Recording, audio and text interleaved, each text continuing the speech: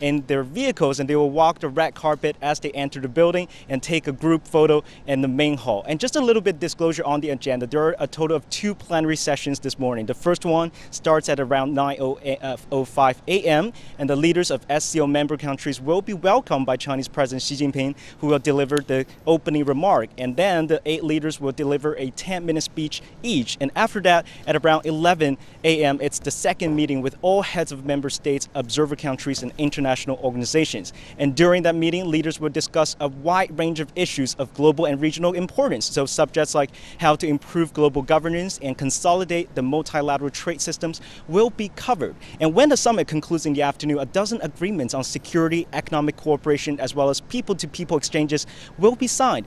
But more importantly, leaders are expected to release what you just said, the Qingdao Declaration, which essentially is a summary of the development of experience since the SCO was created in 2001, and what will be included in that declaration, and how it will reflect the ethos of the Shanghai spirit, and in what way will it inform and inspire the international community. A lot of questions to be answered, but I gotta tell you, expectations are very high on the outcome of this summit. Back to you. Thank you very much, our reporter Cui Huiao in Qingdao. China has gained a reputation for the speed in which it gets huge infrastructure projects off the ground and operational. The venue for the SCO Summit is a prime example. Let's go there with our reporter Han Peng. This position has one of the best views of Qingdao. Exactly 10 years ago, this was actually the place where the Beijing Olympic Games sailing competitions were held.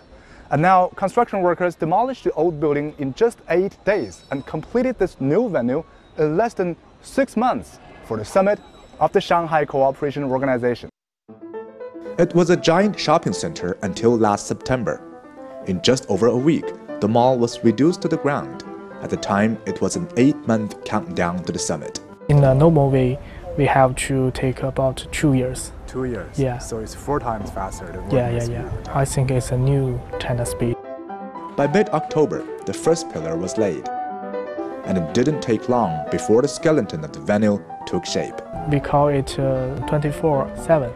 We make sure that every moment we have person on duty. By the end of the year, these giant French-style windows were installed, providing spectacular ocean views. And construction didn't stop during the Chinese New Year festival in February.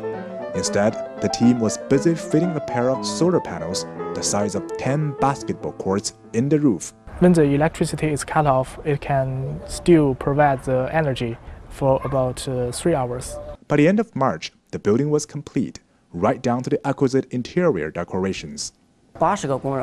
Around 80 workers spent 15 days hanging more than 200,000 crystallized on the ceilings. Although we had a very limited time, we treated this project not just as a construction, but as a masterpiece of art. Indeed, the chief engineer Xie Haibo compared the quality, if not the speed, of their work to Michelangelo's painting on the ceiling of Sistine Chapel.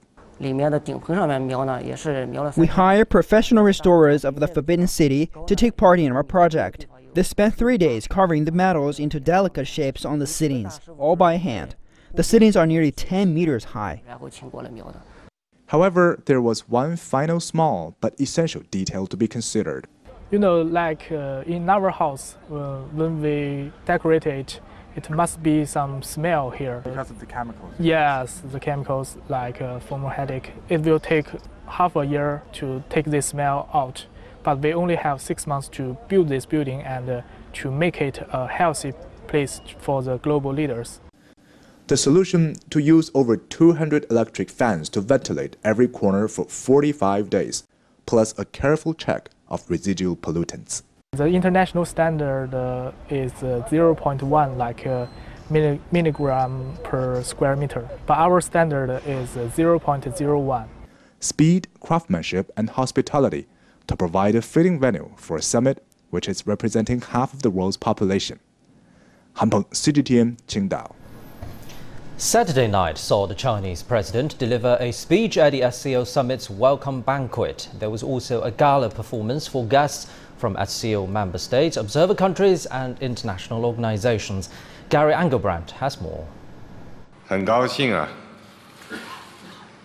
同各位相聚在 A warm welcome Chinese President Xi Jinping hosted a welcome banquet for the guests of the 18th SCO Summit in the coastal city of Qingdao. In his speech at the banquet, President Xi said the SCO has delivered fruitful outcomes while winning widespread support. The Shanghai spirit's focus on seeking common ground while setting aside differences and pursuing mutually beneficial cooperation has won widespread international endorsement and support. Guided by the Shanghai spirit, our organization has delivered fruitful outcomes in security, economic and cultural cooperation, and made historic strides in institution building. Today, with 8 member states, 4 observer states and 6 dialogue partners, the SCO has become an important force for upholding regional security, promoting common development, and improving global governance. And a gala for the summit was performed. Led by renowned filmmaker Zhang Yimou, the team put on a spectacle of singing, dancing, and fireworks. In an interview with CGTN, Zhang Yimou told us about the features of the show and his thoughts on the theme of the summit. 可能最大的亮点就是它是 The special feature of the show is that it's on the sea and we use the city as the background. In other words, the backdrop to the show is vast. What we call the light show is actually the city's lights incorporated into the show. No other arena has ever had such gorgeous scenery. I think building a community of shared future for mankind is one of the themes of the summit.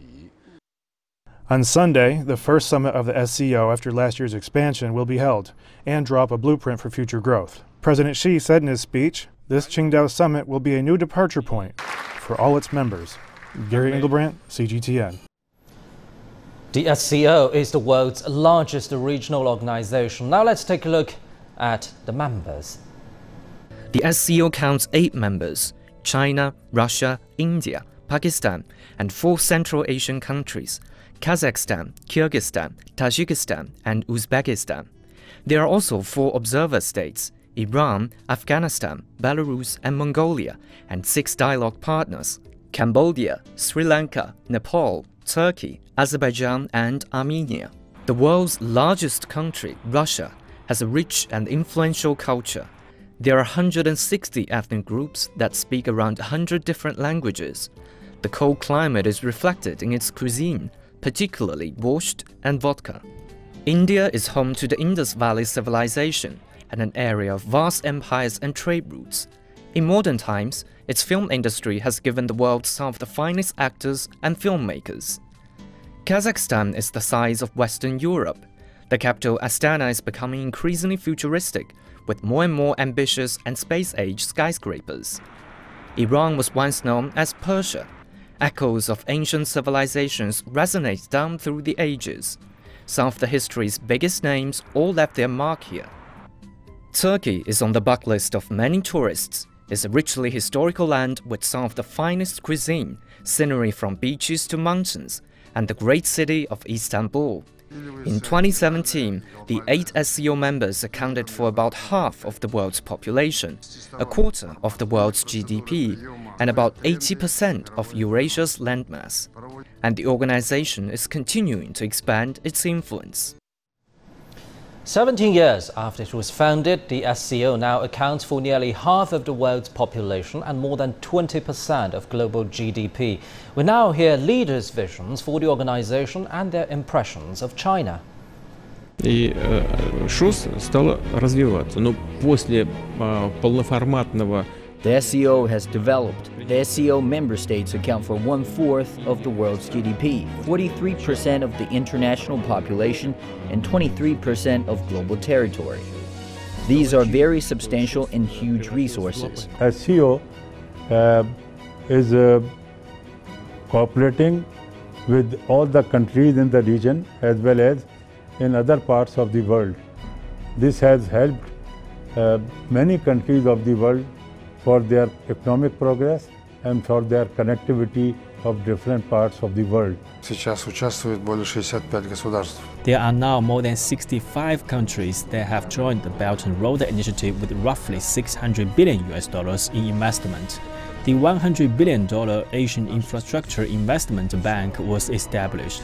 Our funds are used to benefit people in all countries, and all these are achievements under the SCO framework. The SCO has a high profile in the international community. This year's summit has historic significance. It's the first time 8 member countries are taking part in the summit after India and Pakistan joined. I've done some research on China's development. First of all, it's based on the wisdom of Chinese leaders. The Chinese Communist Party's policy has played a pivotal role in development. And of course, the outcome is due to the joint efforts of all Chinese people. China has taken a huge role in making the global economy, the stability of the global economy possible, and of course, with a series of initiatives, the most important of which is the One Belt, One Road. Интеграционными объединениями, то очевидно, что нас прежде всего. The impact and authority of the SCO is continually growing. I hope the SCO can accomplish its major mission to ensure peace and stability in the region and the world. And again, we turn to the host city with beaches, forests and European-style architecture. Qingdao is a popular tourist destination. It's been ranked the most livable among 40 Chinese cities. But what are some of the other factors that made a city an ideal host? Take a look. Qingdao, a coastal city famous for its beaches and beer, is ready to impress the world during the SCO Summit. Once a colony of Germany and later occupied by the Japanese, it has become an economically developed city with both land connection with Europe through railways and maritime links with other countries. As an important port city along the Belt and Road route, its cooperation with the SCO members strengthened over the years. In April, China's Ministry of Commerce decided to support Qingdao in building the country's first demonstration area for China-SCO regional trade and economic cooperation. The demonstration area is located in the Eurasian Economic and Trade Industrial Park, initiated by Qingdao and the Business Council of the SCO in 2015. The park has attracted 21 projects with a total investment of $2.8 billion. Last year, the trade volume between Qingdao and SCO member states hit $4.6 billion, up 9.8% year-on-year. The city's imports from SCO member states jumped 41% to reach $1.46 billion. Qingdao will also witness the SCO embark on a new journey featuring more effective and extensive cooperation, while its member states remain true to the Shanghai spirit. A major port and production base for both high-speed trains and home appliances, the dynamic city is eyeing closer cooperation with SCO countries as China opens wider to the world.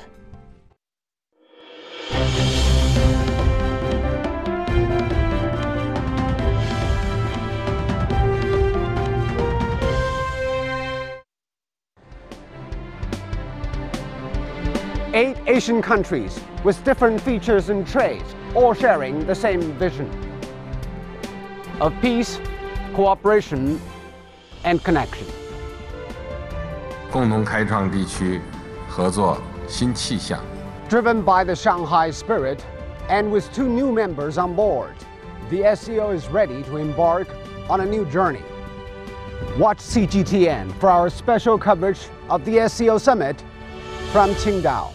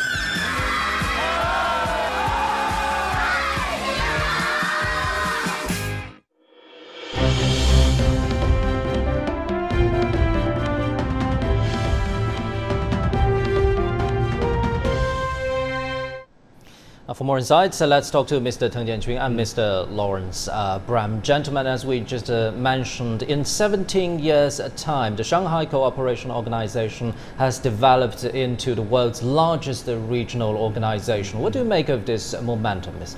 Teng? This is actually a very important organization for international cooperation and peace. Actually, originally, the organization was established for the security cooperation. All the member states would like to join together and to fight against the three so-called evil forces: extremism, terrorism, and separatism.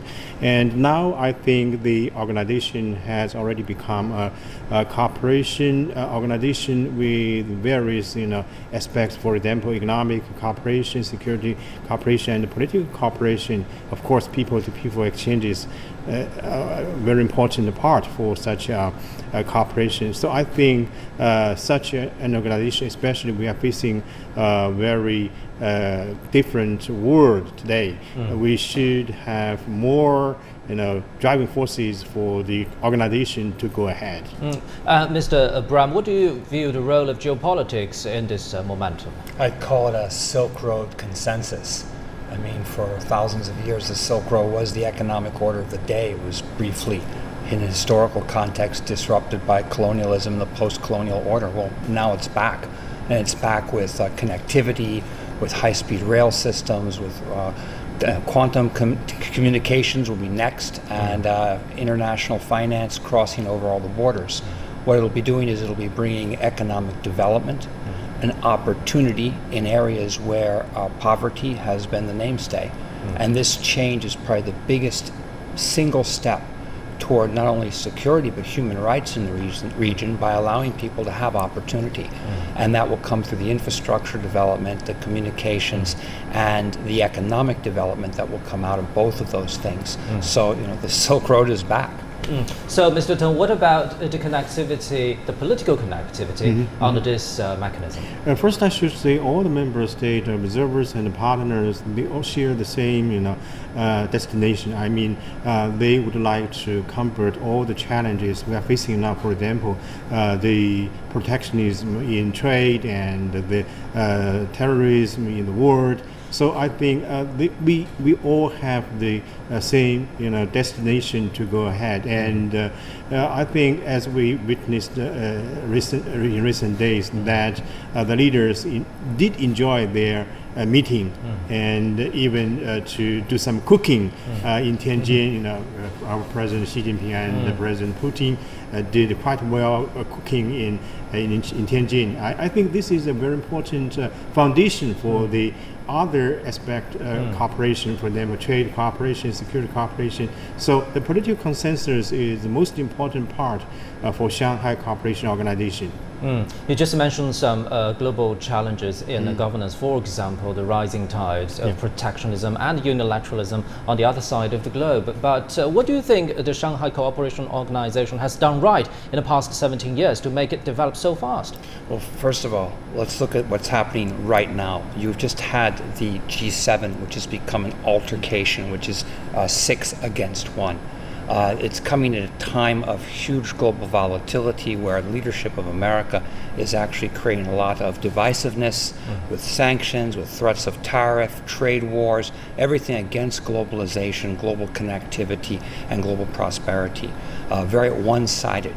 And here you have at the center China bringing together all of these countries, which are expanding what is really half of our planet in many ways, and working toward collaboration, synergy, even cultural collaboration. And of course, ultimately from this, there'll be the emergence of a joint collective value system, which is one about harmony, about preventing terror, extremism, violence at its root through economic development and identity incorporation, bringing people in rather than pushing them out.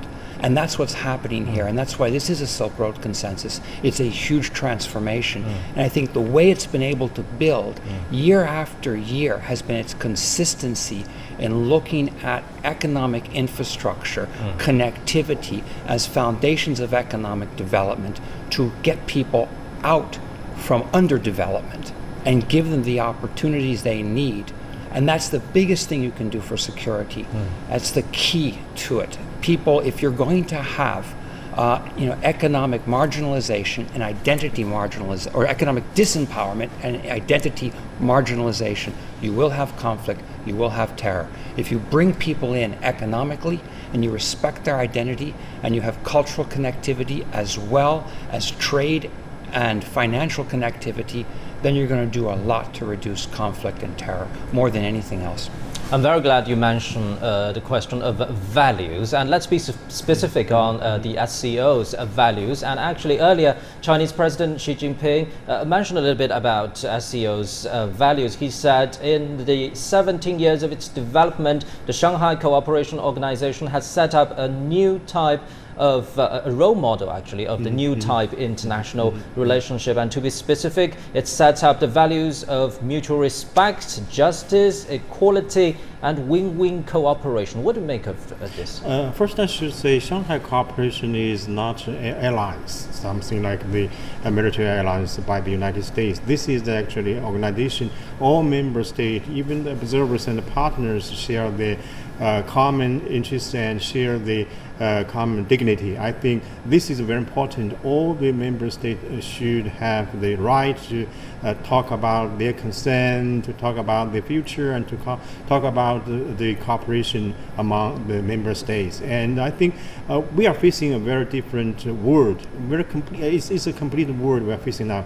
For example, the multipolarization of international politics. No one country, individual country, no non-state actor could play a leading role in international affairs, and we are still facing the globalization of world economy and the trade. For example, the total amount of trade volume between China and the United States reached $580 billion last year. So such a development, I'm sure we should free reciprocal and open channel, a roadmap to go ahead. And we're still facing some changes. For example, the expansion of terrorism. Now we should cooperate in dealing with these challenges. So I think we are facing a new world. We should have a new momentum to think about our future, to share our common interests. Mr. Brown, what do you make of these SCO values? Well, first of all, we have to look at one of the challenges that Asia is facing, because you always have from Europe and the United States this pushback saying, well, okay, Belt and Road is about infrastructure and development, but we still have these American or universal values. But those values are in crisis now in the West. You've got climate change agreements being torn up. You've got a revitalization of coal, the most polluting fossil fuel. You have religious tensions, racial tensions. You have single racial supremacy movements, tariffs, sanctions, isolation. These are not universal values. And if we look at this Silk Road, I come back to Silk Road consensus, regardless of what the philosophical views in Asia, whether it's Confucianism, Taoism, Buddhism, Hindu, Islam, Jainism, or even shamanism, all of these are driven around the greater community. If you have wealth, you owe it to the community to help others. That is in every single one of these philosophical platforms. And likewise, enormous respect for environment. And of course, this is a region with new technologies that we could see advancing and leading the world on solar energy, on wind power, on geothermal, on ecological cities, with the Belt and Road ecological civilization as outbound visions. These can actually be leaders on environment. And this is coming at a very, very critical time, because all of these countries in the what we call as a geology, the Hindu Kush Himalaya region, are all facing the threat of serious water shortages. And water is going to be the most important commodity. One day it's going to be more expensive than oil. And so this is one of the biggest challenges that requires collaboration. I think the one thing we can say is we can, give our children money, we can give them, an education, but nobody can guarantee that we can give our children water to drink. None of the leaders can guarantee that, and that's why there has to be this collaboration, working together through technology, and smart green-blue infrastructure to achieve that. You just mentioned Confucianism, so let's talk about it. The host city this time, Qingdao, is in Shandong province. Shandong province is home to Confucius and Confucianism. What do you think is the choice of location, the implication here? Well, this is China's hosting it, and so the core philosophy in China is Confucianism. And I think that that's a very important point to start, because it is about values. And the key value, if I was going to say one word about Confucianism, it's about respect. It's about respect for elders, it's about respect for your teachers, it's about respect for society, it's about respect for nature.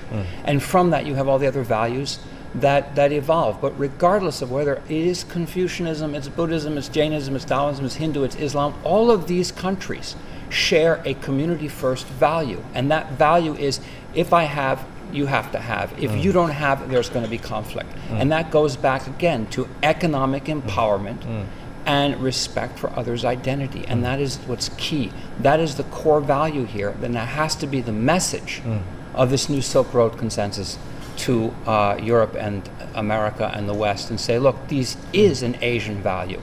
And that value is something that is going to respect society, economic development, community, and most important, the environment, without which we have nothing. Thank you very much, gentlemen, for your input. Now we're seeing footages of the host city of Qingdao. It's a beautiful tourism city. It has the scenes of beaches, forests, and even mountains.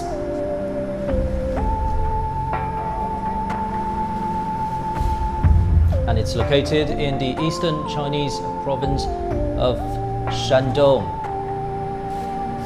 And now you're looking at the Qingdao port. Earlier that was the Jiaozhou Bay Bridge.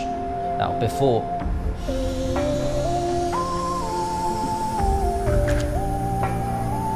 and Qingdao's economy is also booming, and it's been developing very fast, as we just saw that the city is famous for its scenery and also European style architecture. And earlier we just reported that it's been ranked top as the most livable cities among 40 Chinese candidate cities. It also has beautiful mountain scene combined with ocean and a city landscape. It's a scenery that you cannot miss in your life. And this time, Qingdao is hosting the 18th Shanghai Cooperation Organization Summit. Leaders of SCO members, as well as observer countries and dialogue partners, will be participating in this big gathering. As we just mentioned, in 17 years' time, the Shanghai Cooperation Organization has developed into the world's largest regional organization in terms of geographical coverage and population. And value it's upholding, as we were talking about, a mutual respect, justice, equality, and win-win cooperation. And Chinese President Xi Jinping has called this the development of this mechanism, has set up a role model in the new type of international relationship. Now you can see that is the convention center, that is Qingdao Convention Center, that is the summit's venue. And in a short while, leaders from SCO member countries will be meeting here. It was also an architectural wonder, if you would say, as our reporter Han Peng just mentioned earlier. It was built in 6 months' time, and everything was built to the highest standard. And this venue, about 10 years ago, was the host venue of the sailing competition in 2008 Beijing Olympics.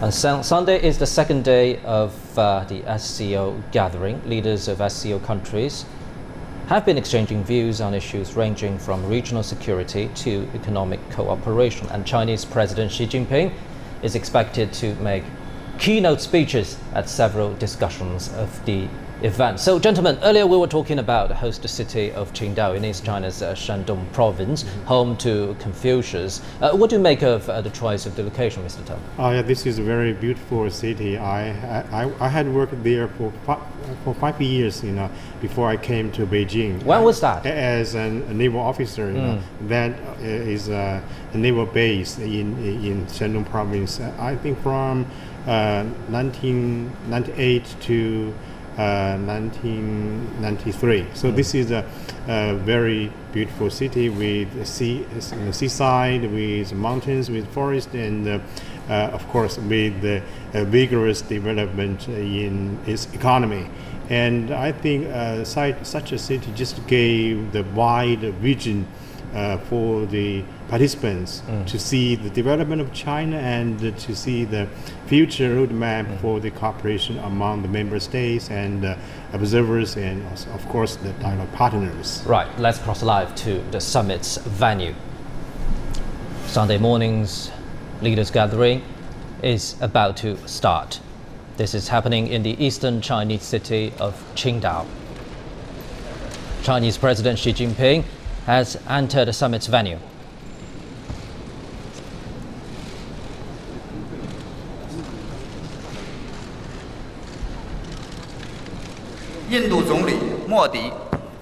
Indian Prime Minister Narendra Modi.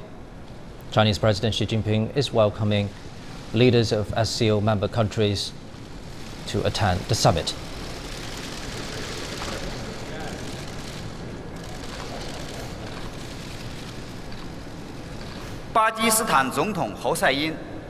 President Hussein from Pakistan.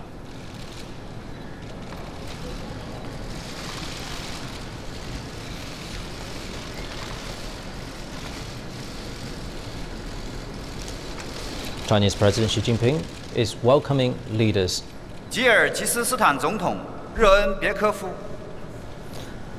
President of Kyrgyzstan, Rambekov.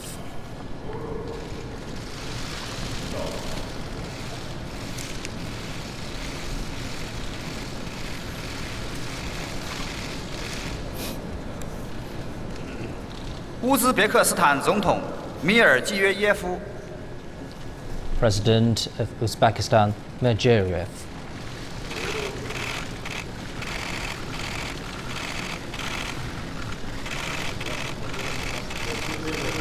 You're watching live footage from the eastern Chinese city of Qingdao.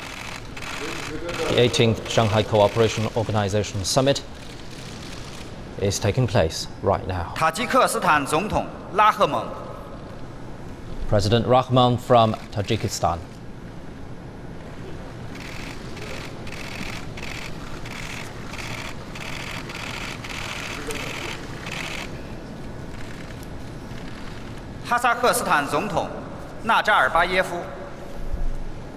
President Nursultan Nazarbayev from Kazakhstan.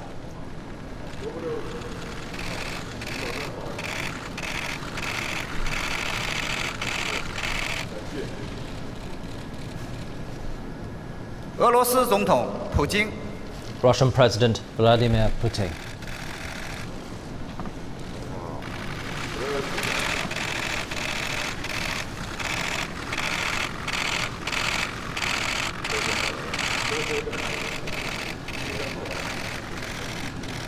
Now, leaders of SCO member states have all arrived at summit's venue. They're going to take a group photo together. This is happening in Qingdao Convention Center, the venue of the 18th SCO Summit. The Shanghai Cooperation Organization now has 8 full members. And leaders of the member states have all arrived for the summit. Chinese President Xi Jinping has just welcomed 7 leaders from SCO member states.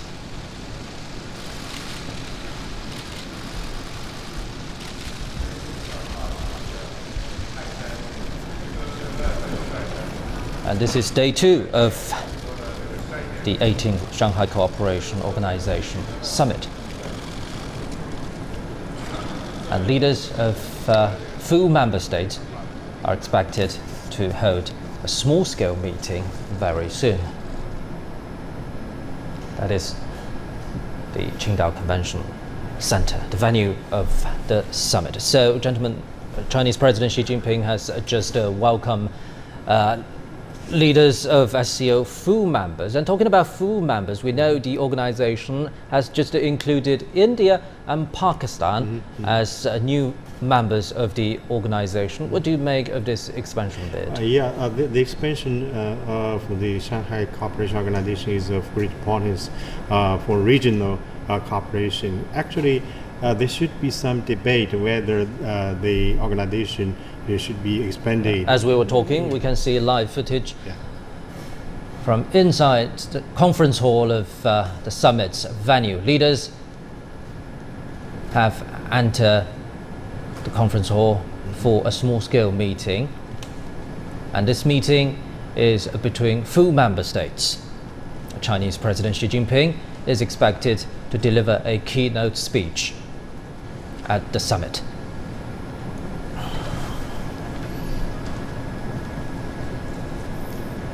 And you're watching live footage from the eastern Chinese city of Qingdao. And Sunday is the day 2 of the 18th SCO Summit. And this is the second major diplomatic event in China this year. China is taking the SCO's rotating presidency this year. Chinese President Xi Jinping is expected to deliver a keynote speech at the summit. The Shanghai Cooperation Organization now has 8 full member states, 4 observer members, and distinguished colleagues, it is my great pleasure to get together with all of you at the beautiful city of Qingdao. On behalf of the Chinese government and people, and in my own name, I'd like to extend a very warm welcome to all of you to the 18th meeting of the Council of Heads of States of the Shanghai Cooperation Organization. I want to offer a special welcome to Prime Minister Modi of India and President Hussein of Pakistan for your first ever SCO Summit as leaders of full member states of the Shanghai Cooperation Organization.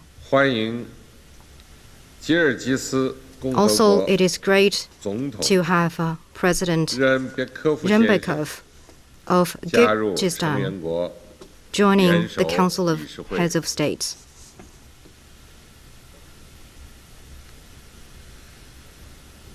This summit is the first one of the enlarged Shanghai Cooperation Organization with 8 member states. Therefore, it is of great historic significance.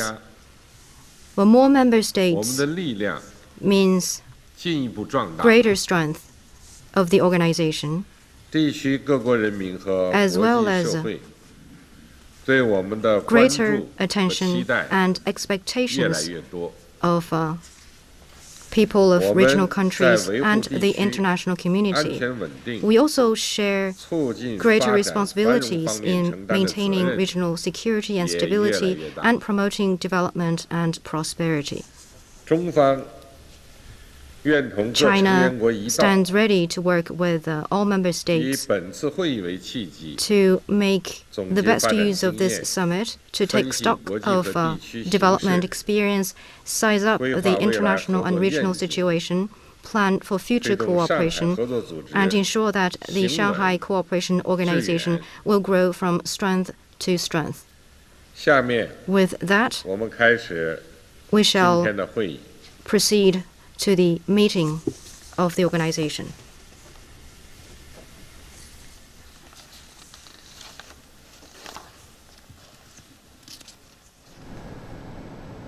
Well, after that brief opening, the leaders are going to take their summit, and we'll get more details later. So earlier we were talking about the inclusion of India and Pakistan as full member states of the SCO, Mr. Tong.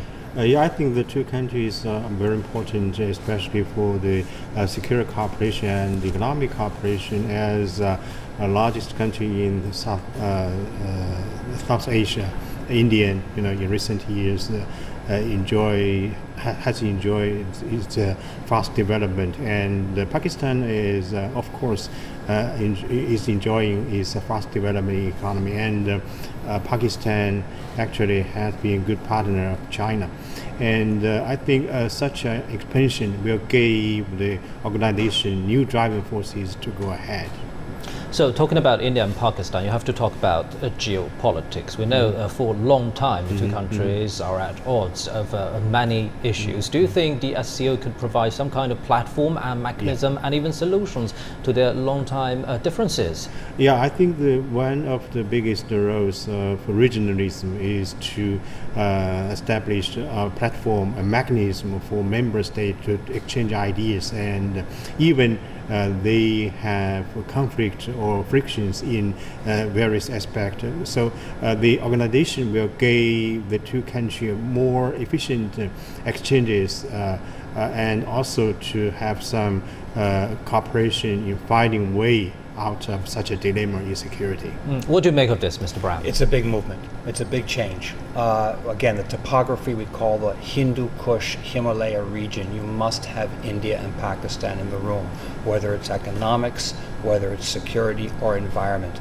And international media has been talking about Trump getting a Nobel Prize for meeting Kim Jong-un. Actually, Xi Jinping should get a Nobel Prize for bringing a Nobel Peace Prize for bringing Pakistan and India into the SCO, because this is a very, very big move, and their historical animosity, which is not ancient, it was caused by British partition, it was an outcome of colonialism, is something that could be put behind us as there's integration and synergy and communication in a round table like this, where solutions can be achieved. And those are going to, again, involve the three key areas of infrastructure, of environmental security, and ultimately cultural communication. And so this is a really big step. Infrastructure development, economic boom, do you think they're always in contrast to environmental protection? No, because under the policies of ecological civilization, which will be brought into the Belt and Road, the next new mega trend for this entire region, and it should be for the world, will be the development of green energy, of all types of forms of green energy. I mean, this is going to involve engineers, PhDs, and finance. Everything we're talking about, the lights in this room, will have to all be driven by renewable sources. And of course, if you're looking at the region of the Himalayas, which is shared by China, India, and Pakistan together, these countries must work in synergy and in collaboration. Certainly, you have China and India as the two leaders on technology, leaders on AI, leaders on so many areas, and this is where experiences can be exchanged, and this is where technologies and infrastructure can collaboratively come together, not only for the benefit of this region, but for the benefit of mankind. This is absolutely critical. So by bringing Pakistan and India into the room with the SCO, it's a big game changer. It's very, very critical, and it offers an opportunity again to link up areas of connectivity that couldn't be linked before because of historical political animosities left over from colonialism, the post-colonial era, and open up these synergies and work on collaborative areas. Don't look at just border issues and arguing over the past things, thinking about what kind of communication is needed, what kind of infrastructure is needed, and what kind of collaborative efforts to preserve the environment and the delicate, fragile water systems that are shared by China, India, Pakistan, and frankly, that affect the grasslands of Mongolia, that affect all of these countries that are in the room on the SCO. I think this is again, it's a big game changer. Some of the things you mentioned could be long-term targets. So what are you expecting from this time's summit, which is the first after the inclusion of India and Pakistan as full members? A blueprint going forward for these countries to be working throughout the year on these key areas. And if you can achieve in this meeting regular dialogue and very specific targets of outcomes for issues of infrastructure and environment, which will in the end be the solution for security, that is the key thing. And there's been so much question before about, India has an Act East policy and China has a Belt and Road, and they're not in conflict, they're in synergy. These are the same ideas about infrastructure, economic development through communication. And this is an opportunity now to overcome all of these past misunderstandings. There was also an issue of the Pakistan corridor, the Belt and Road. India didn't agree. Now let's put all the nomenclature, all the words, all the past aside, and have a constructive roundtable where solutions can be put on the table that are pragmatic and that are environmentally sound. Because again, the environment is going to be the next best big megatrend for all of these countries in the room, and of course it's going to be the big megatrend for finance, everything. So, Mr. Teng, what's your expectation? Yeah, I think with the development of high tech and the globalization of world economy, every country should share the common interest in every aspect. And I think India and Pakistan, of course, they have border disputes and some confrontations, even military clashes in recent years. But I think in the platform, in the room of SCO, I'm sure the two member states will have more consultation and to have more exchanges of ideas and cooperation in security. And I think this is very important for the sake of the two countries. And if you look at the recent development, actually China has been a very important role in maintaining the peace and the stability in South Asia. For example, the recent visit of India Prime Minister Modi in Wuhan.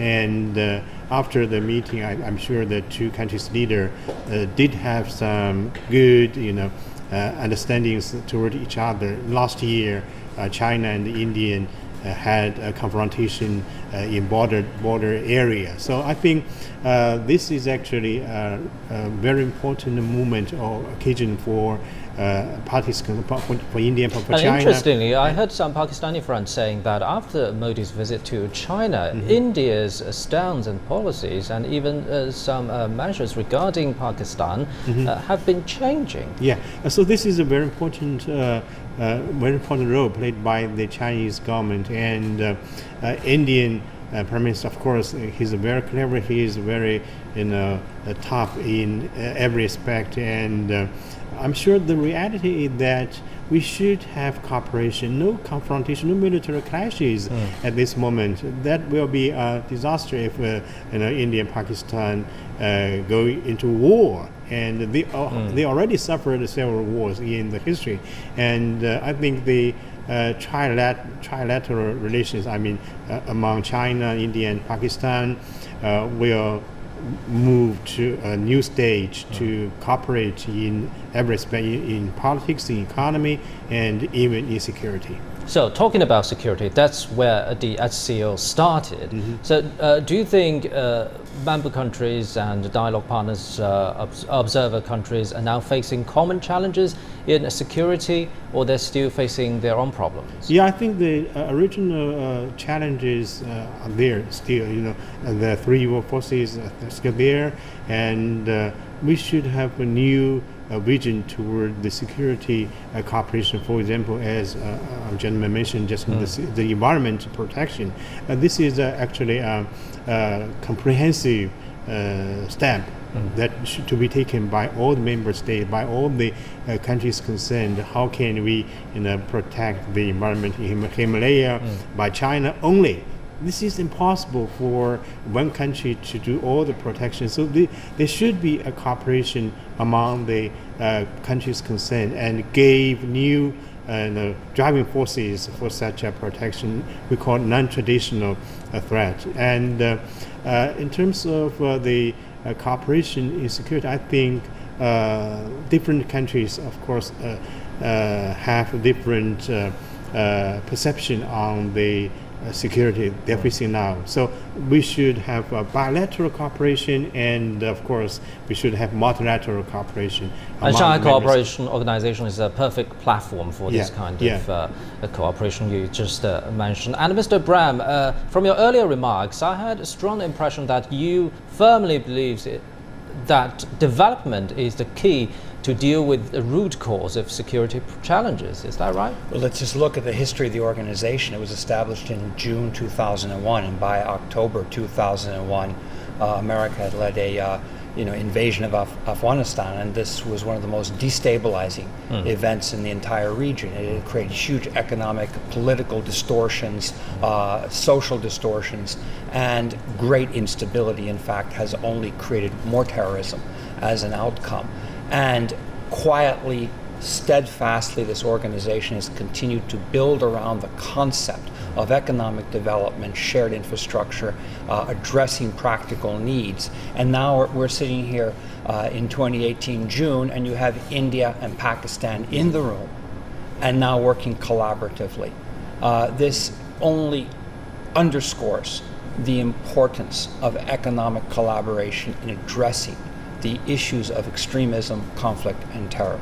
If you don't have economic empowerment, which requires core infrastructure, and you don't respect other people's identity, all the invasions, all the attacks, all the drone bombs are only going to create more people that hate you, and more conflict, and more terror. And all of those kind of wars are only creating economic, it's rolling back economic development. It's preventing people from having the human right and opportunity themselves to get ahead. And so this is an example of how this quiet, steadfast focus on environment, economics, development is now bringing together two countries that just over a year ago we thought would never sit down at the table together, India and Pakistan, with China, beyond issues of border, and looking together at the future. A collaborative approach to work together for the betterment not only of people through economics, but also, again, the protection of these very valuable resources, the Himalayas, the watershed for nearly 1/3 of the world's population, what we often call the third pole. Thank you very much, gentlemen. And for more on the ongoing SCO Summit in Qingdao, let's cross live to my colleague Zhou Yue in our Qingdao studio. Hello, Zhou Yue. Hello, Pandong. This morning is the SCO Summit, and the SCO leaders will meet to talk about how to follow up on the Shanghai spirit and expand its regional organization. What is going to be the new mission for SCO? And our reporter Yang Chengxi explains the underlying principles of the Shanghai Cooperation Organization, how its features and spirit makes it a new form of international organization and a part of the global community with a shared future for mankind. This is the birthplace of the Shanghai Cooperation Organization and the Shanghai spirit. It is a spirit based on mutual trust, mutual benefit, equality, mutual consultations, a respect for cultural diversity, and a common desire for growth. This is an organization prioritizes regional security. Since its inception, members have been strengthening their military cooperation. They work together in preventing conflicts while also fighting terrorism, separatism, and extremism. The underlying principle of the SCO is respect. No matter big or small, members respect each other's sovereignty. And the SCO's non-alignment philosophy dictates that it does not target other countries in the world. Most members of the SCO are developing countries, and one major goal for them is to foster growth using each other's comparative advantages. Last but not least, it is important to bear in mind that this is an organization that encompasses 2/3 of the Eurasian continent with more than 200 ethnicities. The SCO believes that respecting different cultures and social values is one of the most important ways to avoid conflicts. The spirit of the SCO makes it a new form of international organization and a part of the global community with a shared future for mankind. And we are joined in the studio by Mr. Cui Hongjian, a senior fellow at the China Institute of International Studies, and also James Ray, Fulbright scholar at Beijing Foreign Studies University. Thanks, gentlemen, for joining us. Well, the Shanghai Spirit is basically about diversity, peace, and cooperation. But the new addition of rivals like India and Pakistan will complicate this process. So how can the SCO follow on its previous success and probably add new momentum? Mr. Cui?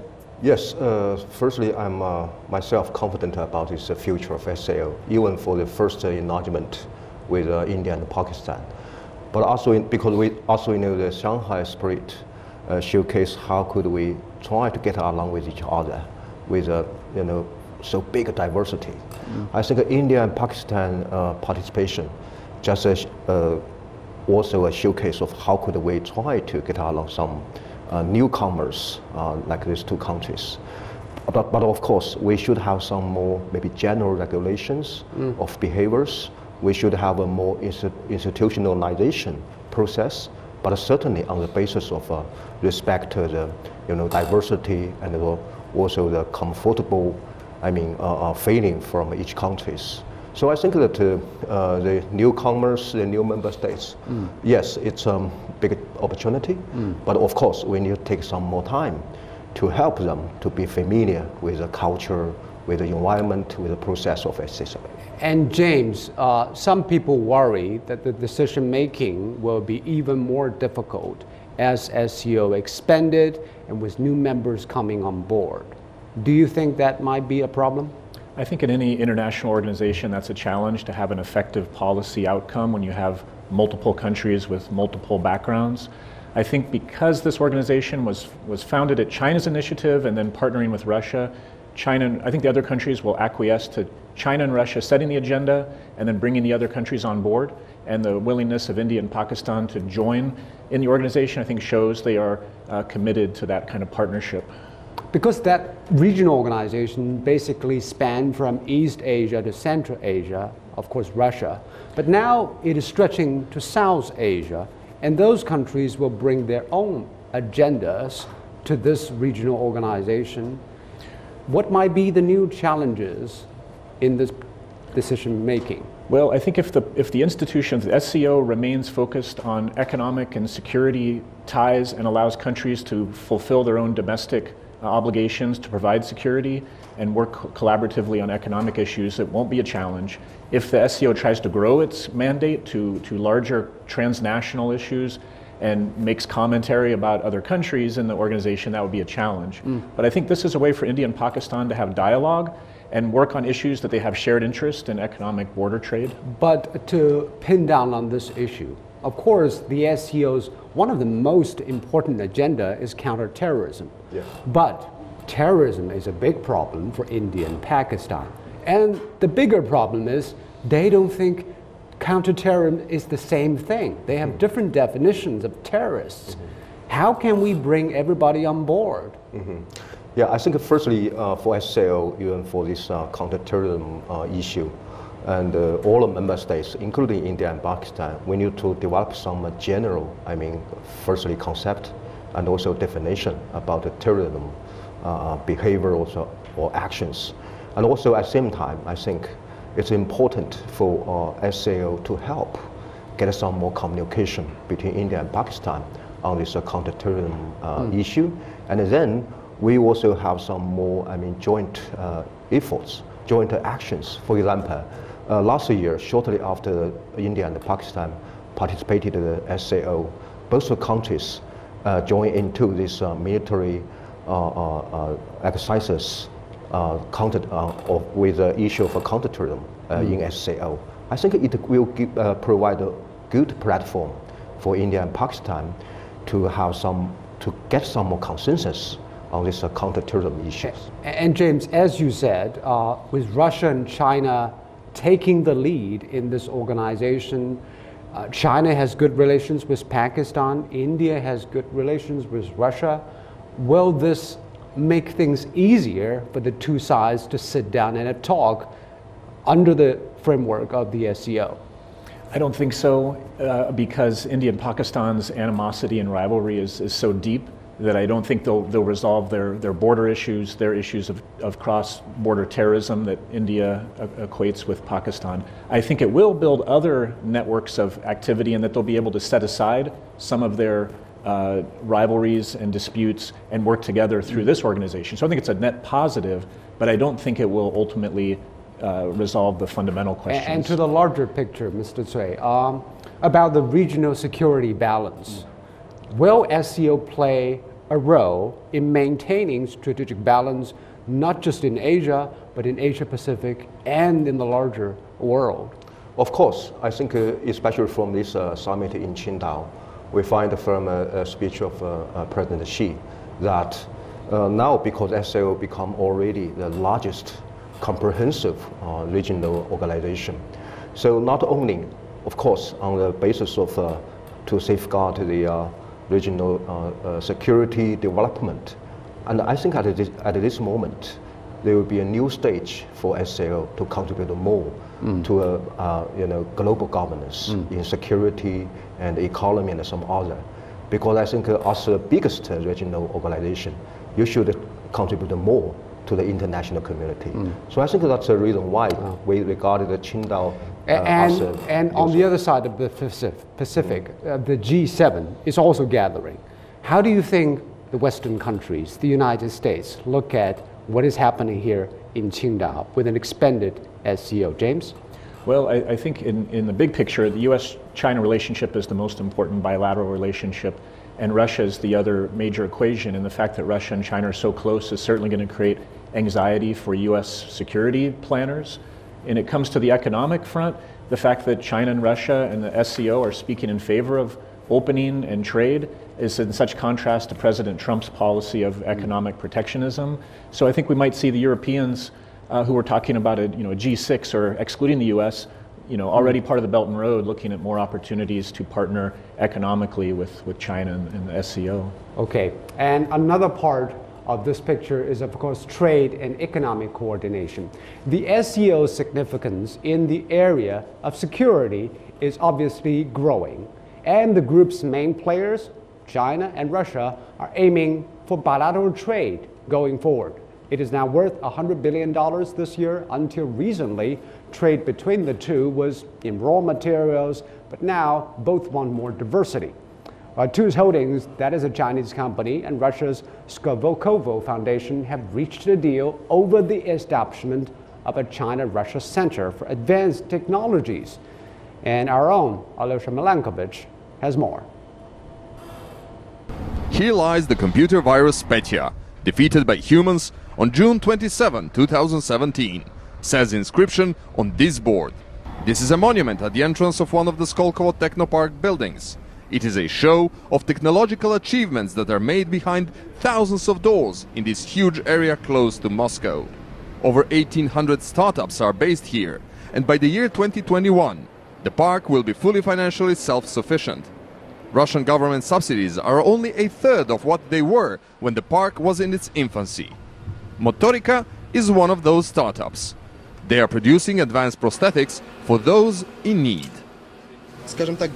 If you want to be proud of what you are doing, this is the best place for it. Here are the projects that you can't find in the other areas of life. This is not for everybody, but if one has a lot of ideas, goals, and wishes, then this is an ideal place for them. The number of startups here is expected to rise to some 2,500 soon. These firms will help propel Russia's economy from one that leans on the raw materials to an exporter of advanced technology. Russia needs the high-tech breakthrough if it wants